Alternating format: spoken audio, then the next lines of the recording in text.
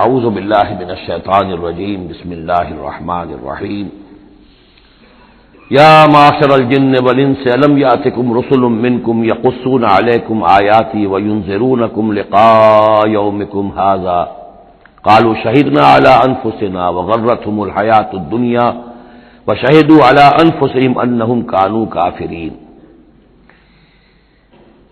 کہا جائے گا اس دن، یہ گویا کہ یہاں محذوف ہے، اے جنوں اور انسانوں کی جماعتوں، کیا تمہارے پاس نہیں آ گئے تھے رسول تم ہی میں سے؟ اب چونکہ دونوں کو جمع کر کے کہا جا رہا ہے تو جو انسانوں میں سے رسول ہیں گویا کہ وہی جنات کے لیے بھی رسول ہیں۔ یقصون علیکم آیاتی، جو سناتے تھے تمہیں میری آیات، وینذرونکم لقاء یومکم ھذا، اور تمہیں خبردار کرتے تھے، باخبر کرتے تھے آج کے اس دن کی ملاقات کے بارے میں۔ قالوا شہدنا علی انفسنا، وہ کہیں گے کہ ہم خود گواہ ہیں اپنی جانوں پر، اور علی، ہم اپنی جانوں کے خلاف خود گواہ ہیں، حاضر ہیں۔ وغرتهم الحیاۃ الدنیا، اور انہیں دھوکے میں ڈالے رکھا دنیا کی زندگی نے، وشہدوا علی انفسہم، اور وہ خود گواہی دیں گے اپنے خلاف، انہم کانوا کافرین، کہ وہ یقیناً کفر کی روش پر چلتے رہے۔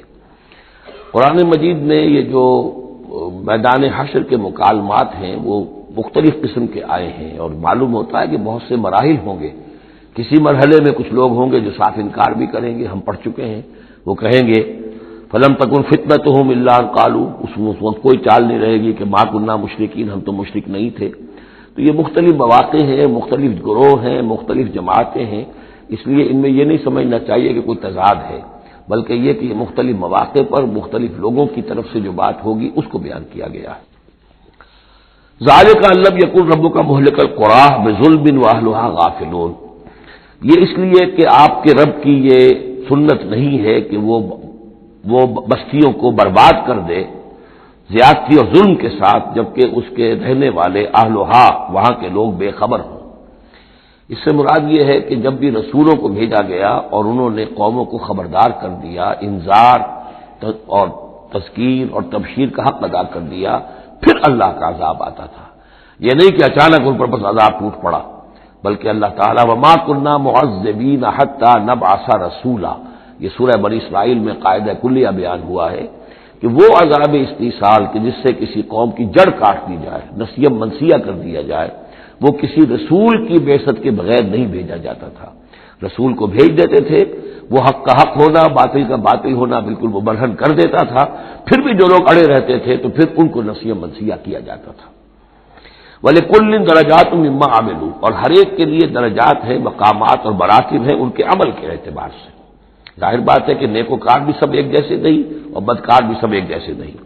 وَمَا رَبُّكَ بِغَافِلٍ عَمَّا يَعْمَلُونَ، آپ کا رب بے خبر نہیں ہے، غافل نہیں ہے اس سے کہ جو یہ کر رہے ہیں۔ وَرَبُّكَ الْغَنِيُّ ذُو الرَّحْمَةِ، اور آپ کا رب تو غنی ہے، اسے کسی کو عذاب دے کر کوئی اس کو فائدہ نہیں، اور کسی کی بندگی سے اور اطاعت سے اس کا کوئی رکا ہوا کام نہیں ہے کہ جو بن جائے گا، وہ تو غنی ہے، ذو الرحمہ، رحمت والا ہے۔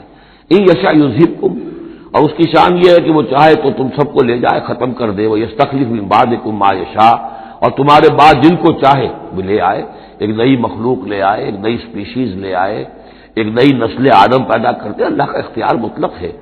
کما انشأکم من ذریۃ قوم آخرین، جیسے کہ تمہیں اٹھایا ہے کسی اور قوم کی نسل میں سے۔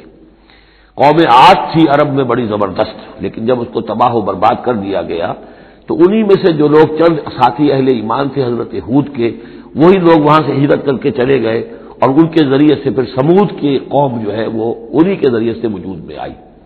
پھر سمود کو بھی ہلاک کر دیا گیا، تو پھر ان میں سے جو اہل ایمان تھے وہ کہیں چلے گئے ہجرت کر کے، تو ان سے ایک اور قوم وجود میں آ گئی۔ تو فرمایا جیسے تمہیں بھی ہم نے اٹھایا ہے اور قوموں کی نسل میں سے، اسی طریقے سے ہم تمہیں ہٹا کر کسی اور قوم کو لے آئیں گے۔ انما توعدون لآت، جس چیز کا تم سے وعدہ کیا جا رہا ہے یا دھمکی دی جا رہی ہے وہ آ کر رہے گی، وما انتم بمعجزین، اور تم عاجز کر دینے والے نہیں ہو، اللہ کو عاجز نہیں کر سکتے، اللہ کے یہ وعدے پورے ہو کر رہیں گے۔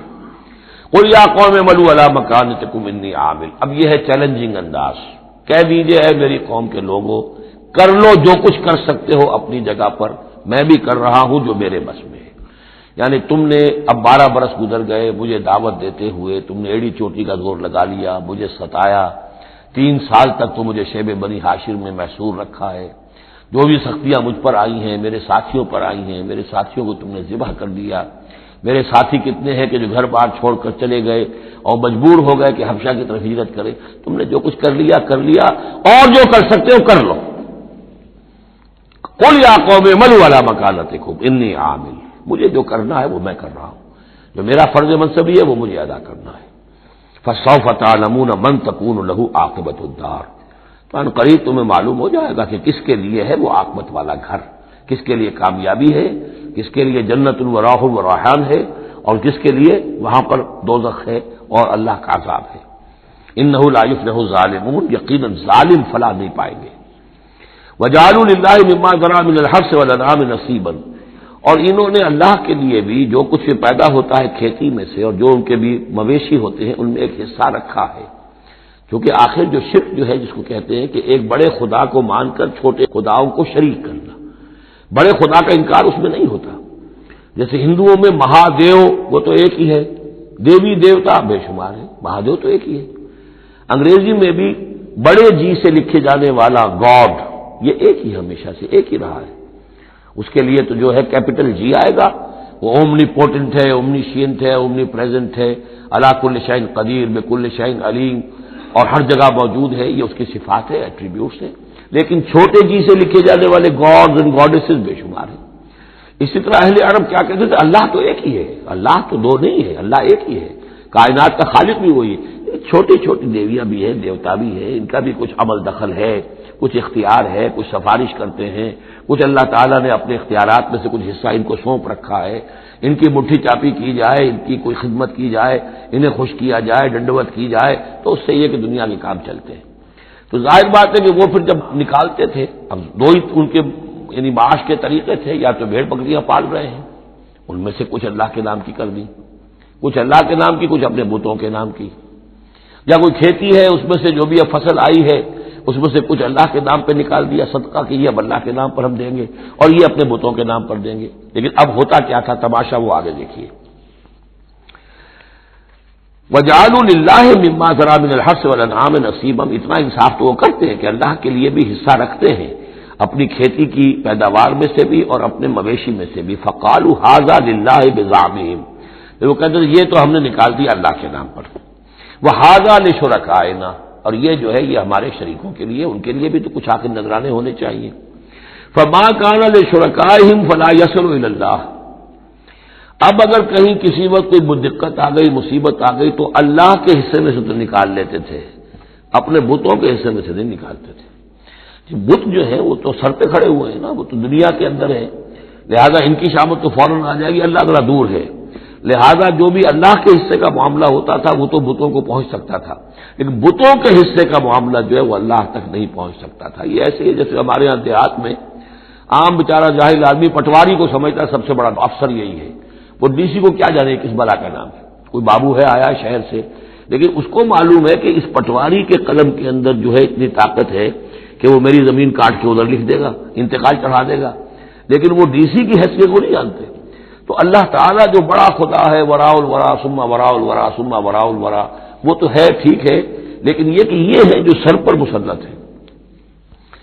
فما کان لشرکائہم، تو جو حصہ ہوتا تھا ان کے شریکوں کے لیے، فلا یصل الی اللہ، تو وہ نہیں پہنچ سکتا تھا اللہ کو۔ وما کان للہ، اور جو ہوتا تھا اللہ کے لیے، فہو یصل الی شرکائہم، وہ ان کے شرکاء تک پہنچ جاتا تھا۔ ساء ما یحکمون، برا ہے جو یہ فیصلہ کرتے ہیں۔ وَكَذَلِكَ زَيَّنَ لِكَثِيرٍ مِّنَ الْمُشْرِكِينَ قَتْلَ أَوْلَادِهِمْ شُرَكَاؤُهُمْ، اور اسی طریقے سے مزین کر دیا بہت سے مشرکین کے لیے ان کے شرکاء نے ان کی اولاد کو قتل کرنا۔ اب یہ بھی جنوں کے نام پر بھی وہ بچوں کو بھیڑ چڑھانا، یہ ہندوستان میں بھی ہوتا ہے، دیوی کے نام پر بچے کو بھیڑ چڑھا دیا ہے، قربان کر دیا ہے، اپنی اولاد کو بھیڑ چڑھاتے ہیں، لِيُرْدُوهُمْ، تاکہ وہ انہیں برباد کریں، وَلِيَلْبِسُوا عَلَيْهِمْ دِينَهُمْ، اور تاکہ ان کے دین کو ان کے اوپر مشتبہ کر دیں۔ یہ دین کے تحت ہو رہا ہے، یہ قتل اولاد، بچوں کو بھیڑ چڑھایا جا رہا ہے۔ وَلَوْ شَاءَ اللَّهُ مَا فَعَلُوهُ، اگر اللہ زبردستی کرتا تو وہ یہ نہ کر سکتے۔ فَذَرْهُمْ وَمَا يَفْتَرُونَ، تو چھوڑیے ان کو، دفع کیجیے ان کو اور جو بھی افترا بازی یہ کر رہے ہیں۔ وَقَالُوا هَٰذِهِ أَنْعَامٌ وَحِرْثٌ حِجْرٌ، حرث ہجر، اور ان کا کہ یہ جو جانور ہیں اور یہ جو کھیتی ہے یہ ممنوع ہے۔ کیا مطلب ممنوع کا؟ لا یطعمھا الا من نشاء، اس کو نہیں کھا سکتے مگر وہی جو ہم جانتے ہیں، جو ہم سمجھتے ہیں، جس کے بارے میں ہماری رائے بزعمہم، ان کے اپنے خیال میں۔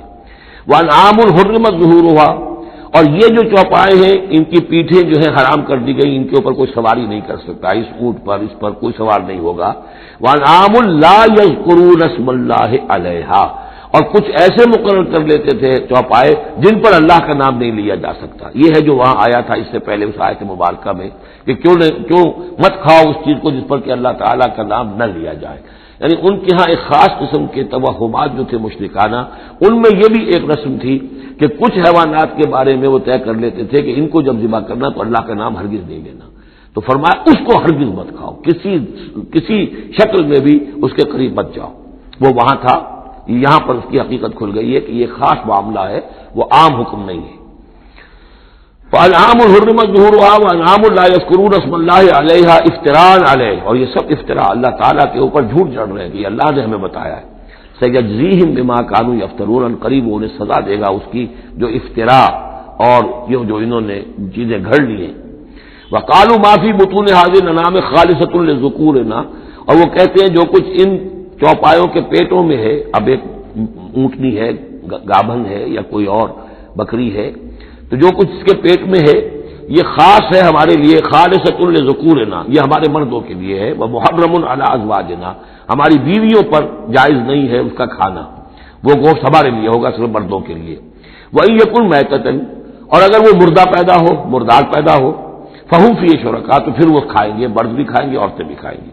سَيَجْزِيهِمْ وَصْفَهُمْ، یہ ساری چیزیں جو ہیں جو انہوں نے بیان کری، اور کہتے تھے یہ شریعت ہے، پرانی چلی آ رہی ہے، یہ ابراہیم کے طریقے ہیں، یہ ہمارے آباء و اجداد کے طریقے ہیں۔ اللہ تعالیٰ سزا دے گا ان کی ان بیانات کی اور ان چیزوں کی جو انہوں نے گھڑ لی ہے۔ انہ حکیم علیم، یقیناً وہ حکیم اور علیم ہے۔ قد خسر الذین قتلوا اولادہم صفحا بغیر علم، اپنے آپ کو برباد کیا ان لوگوں نے جنہوں نے اپنی اولاد کو قتل کیا بے وقوفی اور حماقت سے، بغیر علم کے۔ وحرموا ما رزقهم اللہ افتراء علی اللہ، اور انہوں نے حرام کر لی اپنے اوپر وہ شے جو اللہ نے انہیں دی تھی، اور افتراء کرتے ہوئے اللہ پر، یعنی اللہ کے نام پر ہو رہا ہے، یہ قربانیاں دی جا رہی ہیں، بتوں کی بھیٹ چڑھائی جا رہی ہے، وہ سارا دین جو ہے گڑبڑ تھا، اس میں اللہ بھی ہے، آلہہ بھی ہے، سب کے ساتھ جو ہے مشترکہ معاملہ ہو رہا ہے۔ قد ضلوا وما كانوا مهتدين، وہ گمراہ ہو چکے، بھٹک چکے، اور وہ ہدایت پر آنے والے نہیں ہیں۔ وهو الذي انشأ جنات معروشات، وہی ہے اللہ جس نے کہ اٹھائے باغات، معروشات بغیر معروشات، وہ باغ بھی ہوتے ہیں وہ بیلے جیسے انگور کی ہوتی ہے، ٹٹیوں پر اٹھانا پڑتا ہے، ان کو سہارا دینا پڑتا ہے، خود ان کے اندر تنا اوپر جانے کا اس کی فطرت میں نہیں ہے۔ غیر معروشات، یہ عام درخت ہیں، وہ خود کھڑے ہوتے ہیں، اپنی یعنی ریڑھ کی ہڈی ان کی اپنی مضبوط ہے، وہ کھڑے ہیں، انار کا درخت ہے، آم کا درخت ہے۔ تو معروشات وہ ہیں کہ جن کو ٹٹیوں پر چڑھانا پڑتا ہے۔ والنخلا، اور کھجور کے درخت، والزرع، اور کھیتی، مختلفاً اکلہ، جس کے کہ ذائقے بڑے بڑے مختلف ہیں۔ والزیتون، اور زیتون، والرمان، اور انار، متشابہ وغیر متشابہ، ایک دوسرے سے ملتے جلتے بھی ہیں اور یہ کہ ذرا ایک دوسرے سے مختلف بھی ہیں۔ جیسے سٹرس فیملی ہے، اب ایک ہی خاندان ہے، اب اس میں کنو بھی ہے، اس میں فروٹر بھی ہے، اس میں وہ مالٹا بھی ہے، اور ساری چیزیں جو ہے لیکن ملتے جلتے بھی ہیں، مختلف بھی ہیں، فیملی ایک ہی ہے۔ کلوا من ثمرہ اذا اثمر، کھایا کرو اس کے پھلوں میں سے جبکہ وہ پھل دیں۔ وآتوا حقہ یوم حصادہ، اور اس کا حق دے دیا کرو جس دن کہ تم پھل اتارو، یعنی اس میں سے بھی زکوٰۃ ہے، جیسے عشر ہے زمین کی پیداوار میں سے، ایسے ہی پھلوں کے اندر بھی زکوٰۃ ہے، تو اللہ تعالیٰ کا حق نکال دیا کرو، آتوا حقہ، ادا کر دیا کرو اس کا حق جس دن کہ وہ پھل اتارو۔ لا تسرفوا، اور اس میں بیجا خرچ نہ کرو، انہ لا یحب المسرفین، اللہ تعالیٰ کو بیجا خرچ کرنے والے پسند نہیں ہیں۔ ومن الانعام حمولۃ وفرشا، اور چوپایوں میں سے اس نے ایسے بھی بنائے ہیں کہ جن کے اوپر تم بار برداری کا کام لیتے ہو۔ ظاہر بات ہے بار برداری انہی کی ہو سکتی ہے جو ذرا اونچے ہوتے ہیں، اب گھوڑا ہے یا خچر ہے، اونٹ ہے، یہ حمولتن ہے، یہ ذرا اونچے ہیں اور ان کے اوپر جو ہے آپ ان کی پیٹھوں کے اوپر بوجھ لاد کر لے جاتے ہیں، حمولتن وفرشا، کچھ ایسے جو بالکل زمین سے لگے ہوئے ہیں، اب ان کے اوپر کیا آپ نے لادنا ہے، بکری پہ کیا لاد دیں گے آپ، اور اسی طریقے سے چھوٹی چھوٹی جو چیزیں ہیں۔ کلوا مما رزقکم اللہ، یہ اللہ نے پیدا کیے ہیں، حمولہ بھی اور فرشا بھی، کھاؤ اس میں سے جو اللہ نے تمہیں رزق دیا ہے، ولا تتبعوا خطوات الشیطان، اور شیطان کے نقش قدم کی پیروی نہ کرو، انہ لکم عدو مبین، یقیناً وہ تمہارا کھلا دشمن ہے۔ ثمانیۃ ازواج، اب یہ بات کہی جا رہی ہے جو انہوں نے کہا تھا کہ یہ جو حیوانات ہیں ان کے پیٹوں میں جو بچہ ہے وہ اگر زندہ ہو گیا، ولادت ہو گئی تو صرف مرد کھائیں گے، عورتیں نہیں کھائیں گے۔ ہاں اگر مردار پیدا ہوا، مر گیا دوران ولادت ہی، تو پھر اس میں عورتیں بھی اور مرد بھی شریک ہو سکیں گے۔ اب اس کا جواب دیا جا رہا ہے ثمانیۃ ازواج، یہ 8 قسم کے چوپائے ہیں جو تمہارے ہاں عام طور پر موجود ہیں۔ من الضأن اثنین، بھیڑ میں سے 2 نر اور مادہ، ومن المعز اثنین، بکری میں سے 2 بکرا اور بکری۔ قل آذکرین حرم ام الانثیین، آپ ان سے پوچھئے کہ اللہ نے کس کو حرام کیا ہے، مذکروں کو حرام کیا ہے یا مؤنثوں کو حرام کیا ہے؟ اما اشتملت علیہ ارحام الانثیین، یا یہ کہ جو ان کے رحم ہے ان کے مؤنثوں کے، ان پہ جو کچھ ہے انہیں حرام، کس کو حرام کیا ہے؟ حرام اگر کوئی شے ہے تو سب کے لیے، اور اگر حرام نہیں ہے تو کسی کے لیے بھی نہیں۔ یہ تم نے جو نئے قوانین بنا لیے ہیں وہ کہاں سے لے آئے ہو، کیا ان کی سند ہے؟ نبئونی بعلم ان کنتم صادقین، مجھے بتاؤ کسی سند کے ساتھ، کسی حوالے سے اگر تم سچے ہو۔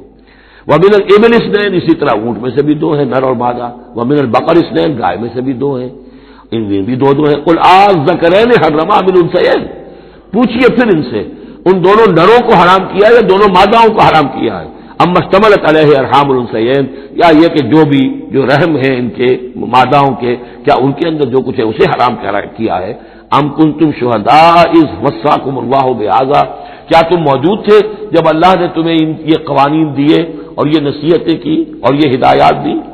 فمن اظلم ممن افترى علی اللہ کذبا، تو اس سے بڑھ کر ظالم کون ہوگا جو اللہ پر افترا کرے، جھوٹ جڑ کر اللہ کی طرف منسوب کرے۔ لیضل الناس بغیر علم، تاکہ گمراہ کرے وہ لوگوں کو بغیر کسی علم اور تحقیق کے۔ ان اللہ لا یہدی القوم الظالمین، یقیناً اللہ ایسے ظالموں کو راہیاب نہیں کرے گا۔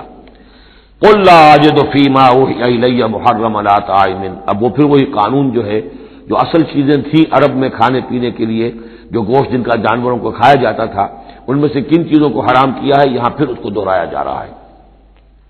قل لا اجد فیما اوحی الی محرما علی طاعم یطعمہ، کہہ دیجئے میں تو نہیں پاتا اس شے میں جو میری طرف وحی کی گئی ہے، یعنی جو قرآن میری طرف وحی کیا گیا ہے، جو شریعت میری جانب وحی کی گئی ہے، میں اس میں نہیں پاتا کہ کوئی اور شے ہو کسی کھانے والے پر حرام، محرم علی طاعم، کھانے والے پر یطعمہ جو اسے کھاتا ہو، سوائے کس کے؟ الا ان یکون میتۃ، سوائے اس کے کہ مردار ہو۔ اس مردار کی مزید تشریح جو ہے سورہ مائدہ میں ہم پڑھ چکے ہیں، منخنقہ ہو، متردیہ ہو، موقوذہ ہو، وہ سب کے سب کسی بھی سبب سے وہ اگر مر گیا ہے جانور تو وہ حرام ہو گیا۔ ہاں اس کے مرنے سے پہلے کوئی اونچائی سے گر گیا ہے، لیکن یہ کہ ابھی جان ہے اور آپ نے ذبح کر لیا ہے اور خون نکل گیا، وہ جائز ہو جائے گا۔ لیکن اگر آپ کے پہنچنے سے پہلے، ذبح کرنے سے پہلے اس کی موت واقع ہو چکی ہو تو وہ مردار میں ہے، تو مردار کی کوئی بھی شکل ہو وہ حرام ہے۔ او دمن مسفوحا، یا خون ہو بہتا ہوا، یعنی ایک خون وہ ہے کہ جو چاہے کتنا ہی زور آپ لگا لیں، کتنا ہی رائگر مورٹس ہو جائے، کتنا ہی تشنج ہو، لیکن پھر بھی کچھ نہ کچھ خون تو کہیں نہ کہیں جسم میں رہ ہی جائے گا، وہ حرام نہیں ہے۔ مطلب یہ کہ تلی کے اندر خون رہ جائے گا کچھ نہ کچھ، جگر میں کچھ خون رہ جائے گا، وہ چیزیں حرام نہیں ہیں۔ لیکن جو بہایا جا سکتا ہو خون، کہ اگر آپ نے ذبح کیا ہے تو خون بہا کر نکال دیا جائے، اب یہ خون جو ہے یہ حرام ہے۔ او لحم خنزیر، یا یہ کہ سور کا گوشت ہو، فإنہ رجس، اس لیے کہ وہ تو ہے ہی ناپاک، وہ اصلاً ناپاک ہے۔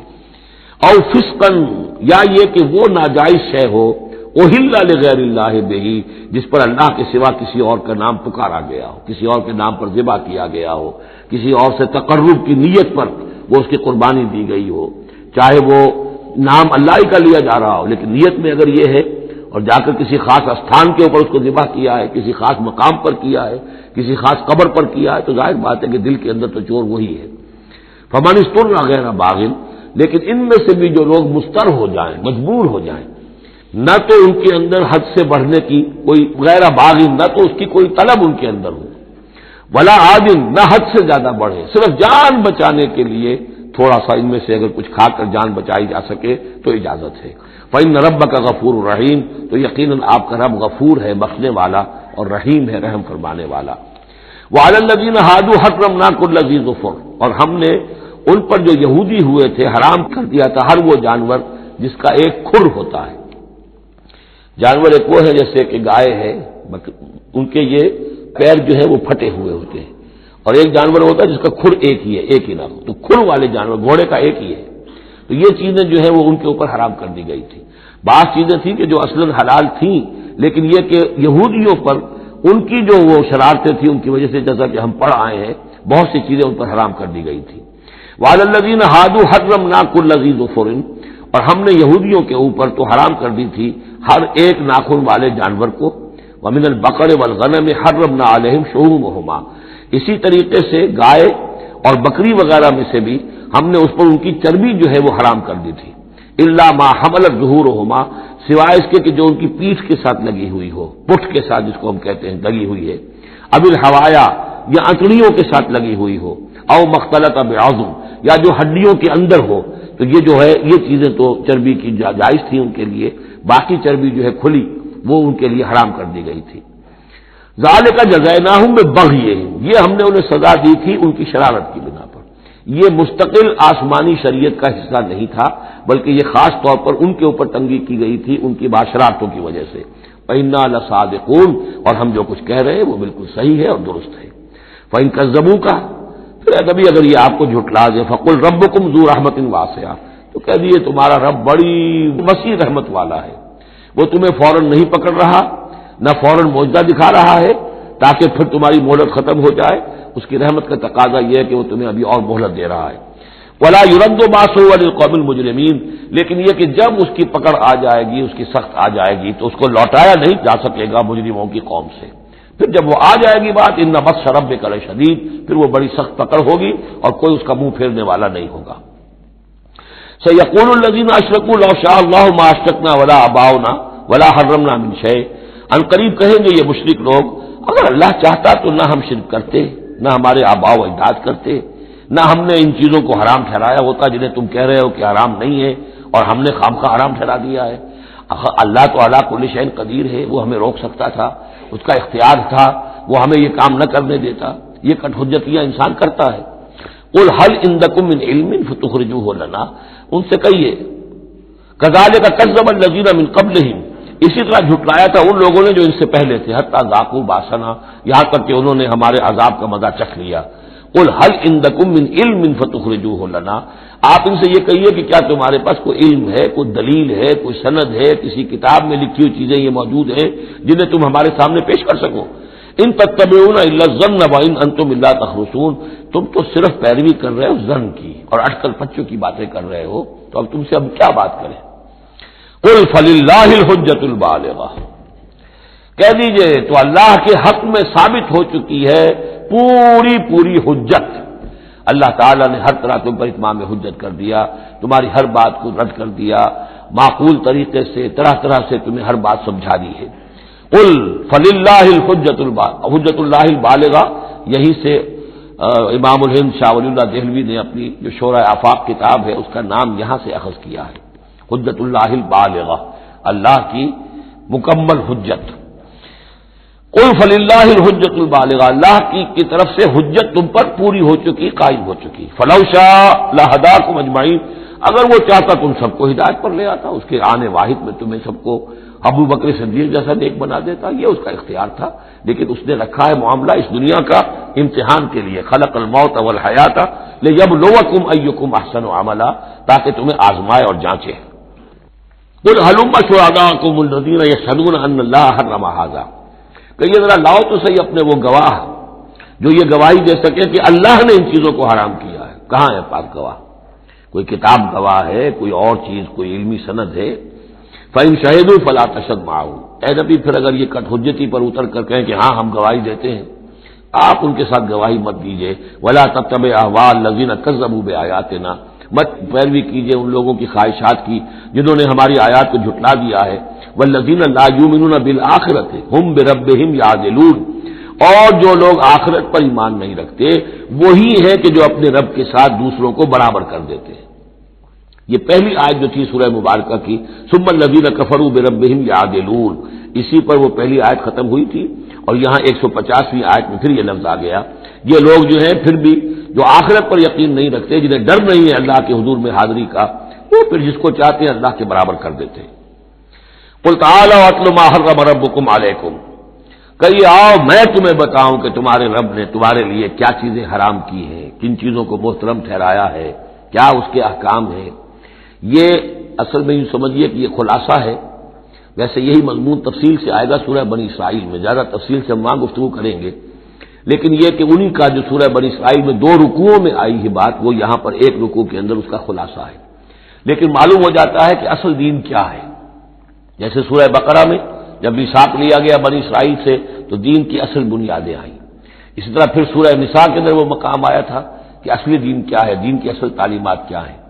اب اس سے ذرا زیادہ وسیع پیمانے پر یہاں آ رہا ہے، اور سب سے زیادہ تفصیل سے اصل کن چیزوں کی اہمیت ہے دین میں وہ آئے گا آپ سورہ بنی اسرائیل کے 3 اور 4 رکوع میں، اسی کا یہ خلاصہ ہے۔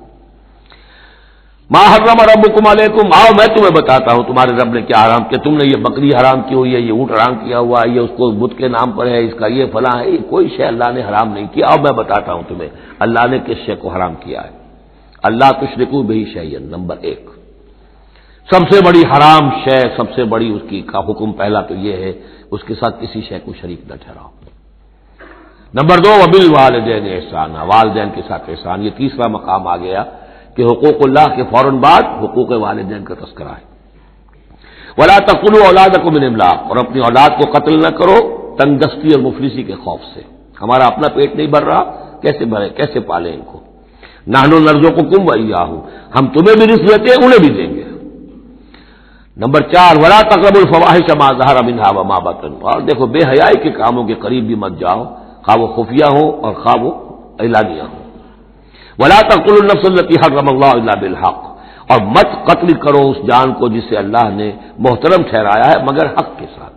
انسانی جان لی جا سکتی ہے قتل عمد کے بدلے میں قتل ہو، یا قتل مرتد ہے، یا زانی مسلمان ہو، زانی وہ شادی شدہ زانی یا زانیہ مرد یا عورت اس کا ہے، یا پھر حربی کافر قاتل جس کو کہ قتل کیا جا سکتا ہے۔ باقی چیزیں قتل کی جو ہے وہ شریعت میں جائز نہیں ہے۔ وہ اللہ تعالیٰ نے انسانی جان کو محترم بنایا ہے۔ الا بالحق ذالکم وصاکم بہ لعلکم تعقلون، یہ ہے جس کی اللہ تمہیں وصیت کر رہا ہے، یہ ہے اصل چیزیں، یہ ہے بنیادیں، یہ دین کی، تمدن کی، اخلاق کی، تاکہ تم عقل سے کام لو۔ ولا تقربوا مال الیتیم الا بالتی احسن، دیکھو مال یتیم کے مال کے قریب مت پھٹکو مگر بہترین طریقے سے، احتیاط سے، اس کا مال ہڑپ نہیں کرنا ہے، اپنا ردی مال اس کے بال میں ڈال کر اور اس کا اچھا مال جو ہے نہیں لے لینا ہے۔ وہ سارے ہم پڑھ چکے ہیں، جو تفصیل آ چکی ہے، یہ تو مکی دور کی باتیں ہیں، مدنی دور میں بھی بات آ چکی ہے اس کی۔ حتیٰ یبلغ اشدہ، اس کے مال کی حفاظت کرو یہاں تک کہ وہ اپنی پوری بلوغت کو پہنچ جائے، سمجھ کو پہنچ جائے۔ وہ اوفوا الکیل والمیزان، جب ناپ کے دو تو پورا دو، جب تول کر دو تو پورا دو، بالقسط، عدل کے ساتھ، انصاف کے ساتھ۔ لا نکلف نفسا الا وسعها، ہم نہیں ذمہ دار ٹھہرائیں گے کسی بھی جان کو مگر اس کی وسعت کے مطابق، یعنی بغیر کسی ارادے کے کوئی کمی بیشی ہو جائے، آپ کا ارادہ نہیں ہے لیکن یہ کہ کہیں کوئی کمی ہو گئی ہے تو وہ بات دوسری ہے۔ ربنا لا تؤاخذنا ان نسینا او اخطانا، اگر ہم بھول گئے ہوں، چوک گئے ہوں تو ہم سے اے اللہ مواخذہ نہ کیجو، لیکن یہ کہ جان بوجھ کر، تو اگر ذرا سی یہ جو ہے ڈنڈی ماری ہے تو یہ بھی در حقیقت اس بات کا ثبوت ہے کہ تمہیں یا تو آخرت کا یقین نہیں ہے یا یہ یقین نہیں ہے کہ اللہ تمہیں دیکھ رہا ہے۔ ایمان کی نفی ہے ذرا سی جنبش کے اندر۔ لا نکلف نفس الا وسعها واذا قلتم فاعدلوا، جب بھی کہیں بات کرو عدل کی بات کرو، انصاف کی بات کرو، ولو کان ذا قربى، خواہ کسی قرابت دار کا معاملہ ہو، اس میں کوئی جانبداری نہیں ہونی چاہیے۔ وبعہد اللہ اوفوا، اور اللہ کے عہد کو پورا کرو، یعنی جو بھی عہد کیا جائے اللہ کے نام پر، اللہ کے حوالے سے، اللہ کی قسم کھا کر اس کو پورا کرو۔ سب سے پہلے تو جو اللہ سے عہد کیا ایاک نعبد و ایاک نستعین، اس کو پورا کرو۔ جو عہد کیا تھا دنیا میں آنے سے پہلے الستو بربکم قالوا بلی، اس کو پورا کرو۔ ذالکم وصاکم بہ لعلکم تذکرون، یہ ہے وہ چیزیں جن کی اللہ تمہیں وصیت کر رہا ہے، یہ چیزیں ہیں کہ جو اہمیت کی حامل ہیں، یہ ہے انسانی کردار کی عظمت کی باتیں، لعلکم تذکرون، تاکہ تم نصیحت اخذ کرو۔ وَأَنَّ هَذَا صِرَاطِي مُسْتَقِيمًا، اور یہ کہ یہ ہے میرا سیدھا راستہ۔ یہ ایک پیچ پگڈنڈیاں اور یہ لمبی چوڑی جو ہیں وہ جو تم نے بنا رکھے ہیں اپنے گورکھ دھندے، یہ نہیں ہے دین، یہ ہے وَأَنَّ هَذَا صِرَاطِي مُسْتَقِيمًا فَاتَّبِعُوهُ، بس اس کی پیروی کرو. وَلَا تَتَّبِعُوا السُّبُلَ، اور اس کو چھوڑ کر دوسرے راستوں پر نہ پڑ جاؤ. فَتَفَرَّقَ بِكُمْ عَنْ سَبِيلِهِ، کہ وہ تمہیں لے کر اللہ کے راستے سے متفرق ہو جائیں، ادھر چلا جائے ادھر چلا جائے، یہ پگڈنڈی ادھر جا رہی ہے وہ پگڈنڈی ادھر جا رہی ہے. تم سواء السبیل پر سیدھے راستے پر قائم رہو. ذالکم وصاکم بہ لعلکم تتقون، یہ ہے وہ چیزیں جن کی اللہ تمہیں وصیت کر رہا ہے تاکہ تم بچو یا تاکہ تمہارے اندر تقوی پیدا ہو جائے. ثم آتینا موسیٰ الکتاب تماما علی الذی احسن، پھر ہم نے موسیٰ کو کتاب دی تھی جو کہ پورا کرنے کے لیے اپنی نعمت کو اس پر نیک کرنے والوں پر علی الذی احسن وتفصیلا لکل شیء، اور اس میں ہم نے ان تمام چیزوں کی تفصیل دے دی تھی. وہ جو 10 کمانڈمنٹس ہیں در حقیقت انہی کا جو خلاصہ ہے، Quranic version of the 10 commandments of the old testament, وہ آپ کو سورہ بنی اسرائیل کے 3 اور 4 رکوع میں ملیں گی. حضرت عبداللہ ابن عباس رضی اللہ تعالی عنہما کا کہنا یہی ہے کہ یہ احکام عشرہ جو ہے تورات کے، ان کا یہ قرآنک ورژن ہے، یہ ہے در حقیقت ان کی تعبیر قرآن میں. تو یہاں بھی فرمایا پھر ہم نے موسیٰ کو کتاب دی تھی تماما علی الذی احسن، پورا کرنے کے لیے اس نعمت کو کہ جو احسان کرنے والے محسنین کے لیے، وہ تفصیلا لکل شیء و ھدی و رحمتا، اور ہر شے کی تفصیل پر مشتمل اور ہدایت اور رحمت، لعلہم بلقاء ربہم یؤمنون، اور تاکہ وہ اپنے رب پر کی ملاقات اور رب کے حضور میں حاضری پر پورا یقین رکھے. وَھَذَا کتاب انزلناہ مبارک، اب یہ کتاب ہے جو ہم نے نازل کی ہے، مبارک، بڑی بابرکت ہے. ھذا کتاب انزلناہ مبارک فاتبعوہ، تو اس کی پیروی کرو. واتقوا لعلکم ترحمون، اور تقوی اختیار کرو تاکہ تم پر رحم کیا جائے. ان تقولوا، مبادا تم یہ کہو، بالکل وہی انداز ہے کہ جو سورہ مائدہ میں کہا گیا ہے. ان تقولوا، ہمارے پاس تو کوئی بشیر نہیں آیا، کوئی نذیر نہیں آیا. فقد جاءکم بشیر و نذیر، تو دیکھو آ گیا ہے بشیر اور نذیر، ہم نے اپنے رسول محمد کو بھیج دیا ہے. یہ بات کہی گئی کن سے؟ وہاں اہل کتاب سے. اب یہاں مشرکین عرب سے کیا کہا جا رہا ہے؟ ان تقولوا انما انزل الکتاب علی طائفتین من قبلنا، کتاب تو دی گئی تھی 2 گروہوں کو ہم سے پہلے، یہودیوں کو دی گئی کتاب، جو عیسائیوں کو دی گئی، ہمیں تو دی نہیں گئی. ہم سے مواخذہ کائے کا، ہم سے پوچھتا کس بات کی؟ ان تقولوا انما انزل الکتاب علی طائفتین من قبلنا، ہم سے پہلے 2 گروہوں کو دی گئی تھی. وان كنا عن دراستهم لغافلین، ہم تو اس کے پڑھنے پڑھانے سے غافل تھے، ہمیں کیا پتہ عبرانی زبان، ہماری عربی زبان، ہم کیا جانے اس کتاب میں کیا لکھا ہوا ہے. لہذا ہم پر کوئی حجت نہیں، ہم پر کوئی پکڑ نہیں ہونی چاہیے، ہم پر کوئی محاسبہ نہیں ہونا چاہیے. اور تقولوا، یا تم یہ کہتے، لو انا انزل علینا الکتاب، اگر ہم پر کتاب نازل کی گئی ہوتی، لکنا اہدی منہم، دیکھو ہم ان سے کہیں بڑھ کر ہدایت پر ہوتے. ان بے وقوفوں نے تو قدر نہیں کی اللہ کی کتابوں کی، تورات کی اور انجیل کی. ہمیں اللہ نے دی ہوتی کتاب تو پھر یہ ہے کہ ہم بتاتے کہ کتاب اللہ کی قدر کیسے کی جاتی ہے. فقد جاءکم بینۃ من ربکم، تو اے مشرکین عرب، اے بنی اسماعیل، تمہارے پاس آ گئی ہے بینہ تمہارے رب کی طرف سے، رسول من اللہ یتلو صحفا مطہرۃ فیہا کتب قیمہ، وہ بینہ آ گئی ہے. فقد جاءکم بینۃ من ربکم وہدی ورحمۃ، اور جو ہدایت ہے اور رحمت ہے. فمن اظلم ممن کذب بآیات اللہ، تو اس سے بڑھ کر ظالم کون ہوگا کہ جو اللہ کی آیات کو جھٹلائے، وصدف عنہا، اور اس سے پہلو چرائے، پہلو تہی کرے، کنی کترائے. سنجزی الذین یصدفون عن آیاتنا، ہم ان قریب بدلہ دیں گے ان لوگوں کو جو ہماری آیات سے کنی کتراتے ہیں. سوء العذاب بما كانوا یصدفون، بہت ہی برے عذاب کا ان کے اس کنی کترانے کے باعث. هل ينظرون الا ان تاتيهم الملائکۃ او یاتی ربک او یاتی بعض آیات ربک، یہ کس چیز کا انتظار کر رہے ہیں سوائے اس کے کہ یا تو فرشتے آ جائیں، یا آپ کا رب خود آ جائے، یا یہ کہ آپ کے رب کی کوئی نشانیاں آ جائیں. یہ چونکہ قیامت میں آنا ہے، اسی زمین پر حساب کتاب ہونا ہے. جا ربک والملک صفا صفا وجیء یومئذ بجہنم، تو یہیں پر اللہ کا نزول اجلال ہوگا، اور یہیں پر فرشتے پڑے باندھے ہوئے کھڑے ہوں گے، اور یہیں پر قصہ زمین برسر زمین ہی چکایا جائے گا. تو کہہ رہے ہیں کہ کیا اس وقت کا انتظار کر رہے ہیں؟ هل ينظرون الا ان تاتيهم الملائکۃ او یاتی ربک او یاتی بعض آیات ربک، یوم یاتی بعض آیات ربک، جس دن آپ کے رب کی کچھ نشانیاں ظاہر ہو گئیں. لا ينفع نفسا ایمانها، پھر کسی جان کے لیے ایمان لانا اس کے لیے نافع نہیں ہوگا. یہ تو جب تک غیر کا پردہ پڑا ہوا ہے تب تک ہے، امتحان تو اس وقت تک ہے. غیب کا پردہ ہٹا دیا، امتحان ختم ہو گیا، پھر تو کٹر سے کٹر جو کافر ہے وہ سب سے بڑھ کر عابد و زاہد بن جائے گا۔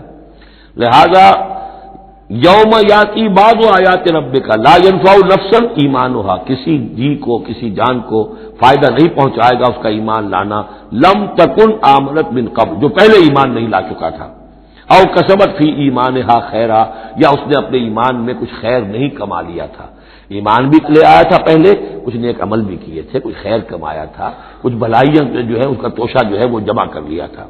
قل انتظروا انا منتظرون، تو ٹھیک ہے نبی کہہ دیجئے ان سے تم بھی انتظار کرو، ہم بھی انتظار کر رہے ہیں، تیل دیکھو تیل کی دار دیکھو، اب اللہ کا کیا فیصلہ ہوتا ہے انتظار کرو۔